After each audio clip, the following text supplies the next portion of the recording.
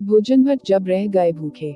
हमारी कंपनी के मैनेजर लुभायाराम राय यूं तो बहुत डरपोक और संकोची आदमी थे, मगर खाने के मामले में और खासकर दूसरे की जेब के पैसे खर्च कराकर खाने के मामले में न उन्हें पेट फटने का डर सताता था, न संकोच होता था।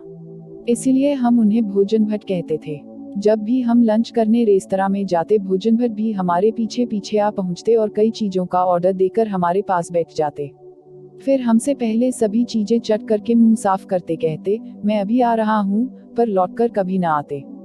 इस तरह उनके भोजन के पैसे भी हमें चुकाने पड़ते। एक बार जब भोजन भट्ट जी ने हम 3 साथियों को अपने घर भोजन का निमंत्रण दिया तो हमें आश्चर्य हुआ। हम अगली पिछली सारी कसर पूरी करने का इरादा करके अगले दिन पहुंच गए भोजन भट्ट जी के घर। उनके घर पर कीर्तन हो रहा था। करीब 3 घंटे बाद जब कीर्तन समाप्त हुआ तो भोजन भट्ट ने सबको प्रसाद बांटा। उसके बाद एक एक करके सभी लोग चले गए। हम तीनों इस इंतजार में बैठे रहे कि शायद मोहल्ले के लोगों के जाने के बाद भोजन भट्ट जी हमें भोजन कराएंगे। मगर करीब 1.5 घंटा और बीत जाने का बाद भोजन आता न दिखा, तो हमारे एक साथी ने पूछ ही लिया कि भोजन कब मिलेगा। उसकी बात सुनकर भोजन भट्ट जी बोले, भोजन कैसा भोजन? हमने उन्हें याद दिलाया कि उन्होंने ही हमें भोजन पर बुलाया था। भोजन भट्ट बजाय शर्मिंदा होने के तुरंत बोले, नहीं भाई, तुम लोगों से सुनने में भूल हो गई है। हमने तो आपको भजन कीर्तन पर बुलाया था। हम बंगाली लोग भजन को भोजन बोलते हैं भाई। फिर थोड़ा ठहरकर वे बोले, आज तो मैं आपको भोजन करा भी नहीं सकता, क्योंकि आज हमारे घर कीर्तन हुआ है, सो घर में खाना नहीं बनेगा।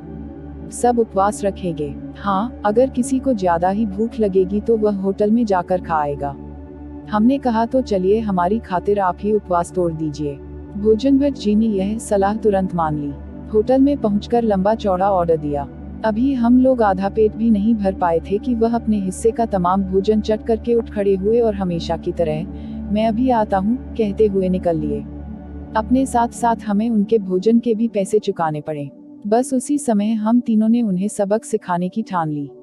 अगले दिन हम तीनों भोजन भट्ट जी से अलग अलग मिले और उन्हें इतवार की दोपहर अपने अपने घरों में खाने का निमंत्रण दे दिया। उन्होंने तीनों जगह खाना खाने की सहर्ष स्वीकृति दे दी। उन्होंने बुधवार से ही अपने घर खाना छोड़ दिया था।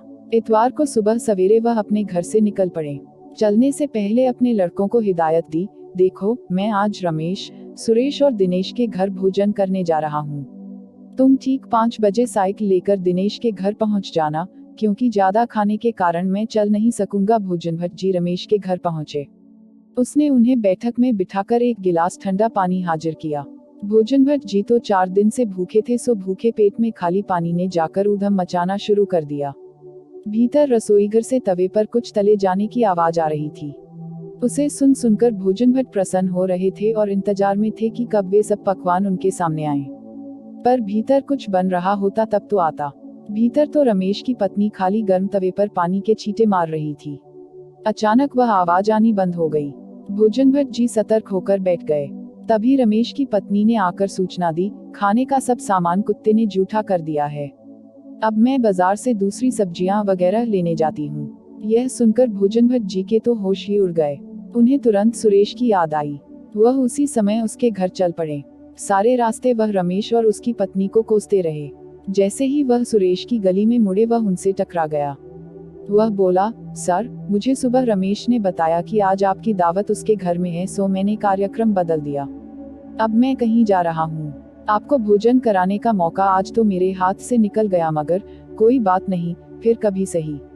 इतना कहकर वह तेजी से बस स्टॉप की तरफ दौड़ गया। बेचारे भोजन भट्ट जी काफी देर तक भूखा पेट पकड़े सुरेश पर लानत मलामत भेजते रहे, फिर कुछ हिम्मत बटोरकर मेरे घर के लिए चल पड़े। मैं तो उनके इंतजार में बैठा ही था। तपाक से उन्हें घर ले आया। ज्यों ही वह आराम से बैठे, मैंने कहा, सर, यह तो बुरा हुआ कि आज ही सुरेश और रमेश ने भी आपको निमंत्रित किया। अब मैं आपके पेट के साथ तो ज्यादती कर नहीं सकता, इसलिए अभी मेरी बात पूरी भी नहीं हुई थी कि मेरी पत्नी 2 कप चाय ले आई। चाय पीकर मैं उन्हें छत पर ले आया ताकि हवा का आनंद लिया जा सके। छत पर पहुंचते ही भोजन भट्ट जी ने मरी हुई आवाज में कहा, नहीं, मैंने उनके यहाँ भोजन नहीं किया। मैंने फैसला किया था कि खाना मैं तुम्हारे ही घर खाऊंगा। तभी मेरी पत्नी छत पर आकर बोली, देखिए, मैं जरा अपनी माँ के घर तक जा रही हूँ, शाम को देर से लौटूंगी। और वह फौरन घर की चाबियां मेरे पास रखकर चली गई। मैं, अरे सुनो तो, चिल्लाता रहा पर उसने मुड़कर भी न देखा। इधर मैं भोजन भट्ट जी का हाल देखकर अवाक रह गया। वह बेहोश होकर छत पर लुढ़क चुके थे। शाम को उनका लड़का मेरे घर आया और भोजन भट्ट जी को उसी हालत में साइकिल पर लाद कर ले गया। वह पूरे रास्ते बड़बड़ाता गया, कहा था एक साथ 3-3 घरों में दावत मत खाना, पर किसी की सुने तब न। उसी दिन भोजन भट्ट जी ने मुफ्तखोरी से तौबा कर ली।